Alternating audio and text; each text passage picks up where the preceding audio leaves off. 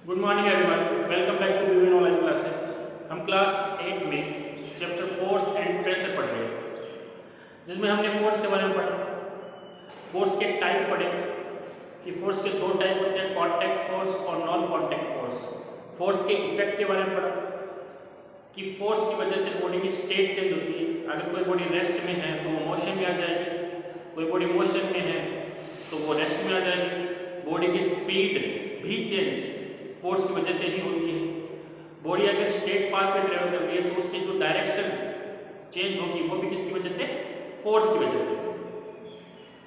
फिर हमने contact force में भी टाइप पढ़े कि कॉन्टैक्ट फोर्स दो तरह के होते हैं, मस्कुलर फोर्स और फ्रिक्शन फोर्स, और नॉन कॉन्टैक्ट फोर्स जिसमें दो बॉडी के बीच में कोई भी फिजिकल इंटरेक्शन नहीं होता, फिर भी उनके बीच में फोर्स लगता है, जैसे कि मैग्नेटिक फोर्स, इलेक्ट्रोस्टैटिक फोर्स और ग्रेविटेशन फोर्स। इसके बाद में हमने प्रेशर के बारे में पढ़ा कि प्रेशर क्या है? Thrust upon area. Thrust upon area को ही प्रेशर कहते हैं। थ्रस्ट क्या है? एक तरह का फोर्स है, किसी सरफेस पे परपेंडिकुलर लगने वाले फोर्स को अपन क्या कहते हैं? थ्रस्ट कहते हैं। या अपन कह सकते हैं परपेंडिकुलर फोर्स अपॉन एरिया, इसी को ही अपन क्या कहते हैं? प्रेशर। प्रेशर की असल में क्या होती है? पास्कल। फोर्स की असल में क्या होती है? न्यूटन। फिर अपने एटमॉस्फेरिक प्रेशर के बारे में पढ़ा, लिक्विड के प्रेशर के बारे में पढ़ा। अब हम कुछ क्वेश्चन सोल्व करते हैं।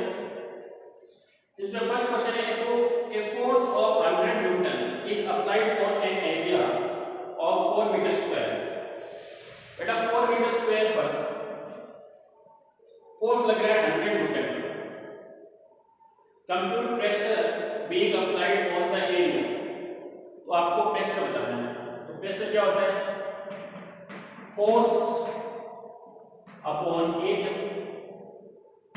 फोर्स कितना है? 100 न्यूटन। एरिया कितना है? 4। फोर्स का फॉर्मूला आप जानते हो, प्रेशर का फॉर्मूला आप जानते हो, फोर्स अपॉन एरिया। तो फोर्स कितना है? 100 और एरिया में कितना दे रखा है? 4। तो जो प्रेशर आएगा वो कितना आएगा? 25 पास्कल। 25 पास्कल। और आपको मैं बता दूं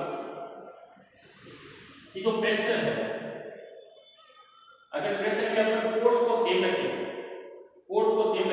और एरिया को चेंज करें तो प्रेशर भी चेंज हो जाएगा। जैसे फोर्स को मैं क्या करता हूं? सेम रखता हूं, तो एरिया को चेंज करूं। जैसे एरिया को मैंने इंक्रीज किया तो प्रेशर क्या हो जाएगा?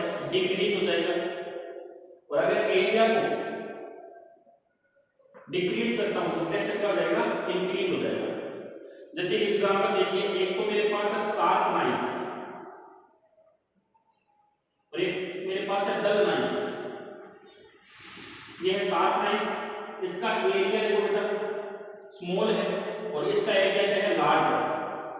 दोनों पे जो फोर्स है मैं सेम रख रहा हूं। फोर्स की वैल्यू क्या रखा हूं मैं? सेम। ये फोर्स है, इसकी वैल्यू मैंने क्या रखी? सेम, कांस्टेंट फोर्स है। फोर्स को चेंज नहीं किया मैंने। तो बेटा यहां पे जो एरिया है वो स्मॉल है, यहां पे एरिया क्या है? ज्यादा है, लार्ज एरिया। ये हो गया small area.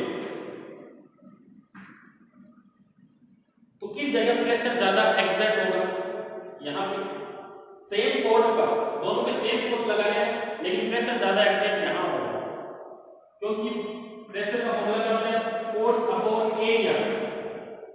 Force upon area, perpendicular force upon area. तो फोर्स को मैंने सेम रखा है, एरिया को चेंज कर रहा हूं। अगर एरिया कम होगा तो प्रेशर क्या हो जाएगा? ज्यादा। अगर एरिया ज्यादा होगा तो प्रेशर क्या हो जाएगा? कम। तो यहाँ पे बेटा एरिया कम है तो प्रेशर क्या हो जाएगा? यहाँ ज्यादा हो जाएगा। यहाँ एरिया क्या है? लार्ज है, तो प्रेशर क्या हो जाएगा? डिक्रीज हो जाएगा। तो ये भी ध्यान रखना कि जैसे कि अपन शार्प जो नाइफ होता है उससे किसी एरिया को, किसी भी चीज को आसानी से काट सकते हैं, लेकिन अगर डल नाइफ हो तो हम किसी भी थिंग्स को आसानी से नहीं काट सकते, क्योंकि उसका एरिया क्या हो गया? ज्यादा होगा। डल नाइफ का एरिया क्या हो गया? ज्यादा हो गया, तो प्रेशर को कम एक्सर्ट करेगा। किसके कंपैरिजन में? शार्प नाइफ के कंपैरिजन में। नेक्स्ट है what is the similarity between electrostatic and magnetic force. तो आपको समानता बतानी है, सिमिलरिटी बतानी है किसके बीच में? Electromagnetic force, sorry electrostatic and magnetic force के बीच में। तो बेटा इलेक्ट्रोस्टैटिक फोर्स क्या होता है? जो दो चार्जेस के बीच में लगने वाले फोर्स को इलेक्ट्रोस्टैटिक फोर्स कहते हैं। और दोनों चार्जेस के बीच में कोई कांटेक्ट होता है? नहीं होता, नॉन कांटेक्ट फोर्स होता है। ऐसी मैग्नेटिक फोर्स में क्या होता है? Non contact force. तो both are non contact force. पहली जो सिमिलरिटी होगी ये नॉन कांटेक्ट फोर्स है। सेकंड सिमिलरिटी क्या होगी? फर्स्ट सिमिलरिटी होगी कि ये नॉन कांटेक्ट फोर्स है, नॉन कांटेक्ट फोर्स।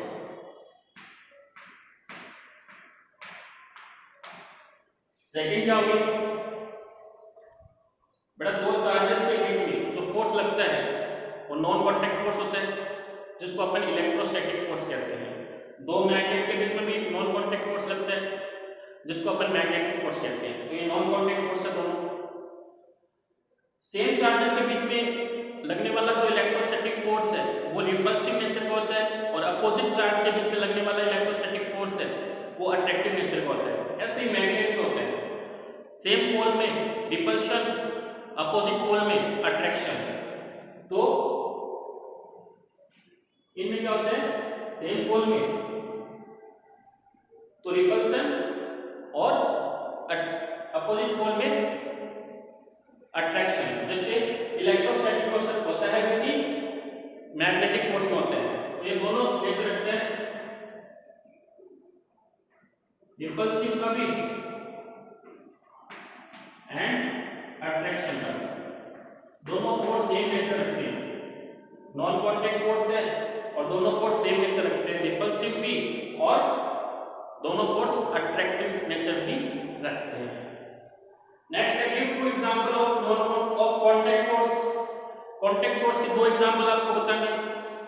दो एग्जांपल कौन से हो गए बेटा कांटेक्ट फोर्स के?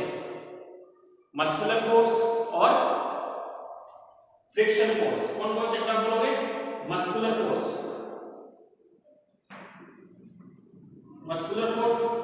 एंड फ्रिक्शन फोर्स, ये कांटेक्ट फोर्स के एग्जांपल हो गए। नेक्स्ट जो सबसे इंपॉर्टेंट क्वेश्चन है, what is the name of the instrument used to measure atmospheric pressure. Atmospheric pressure को मेजर करने के लिए जो इंस्ट्रूमेंट यूज करते हैं उसका क्या नाम है? उसका नाम है बेटा बैरोमीटर। क्या नाम है? बैरोमीटर।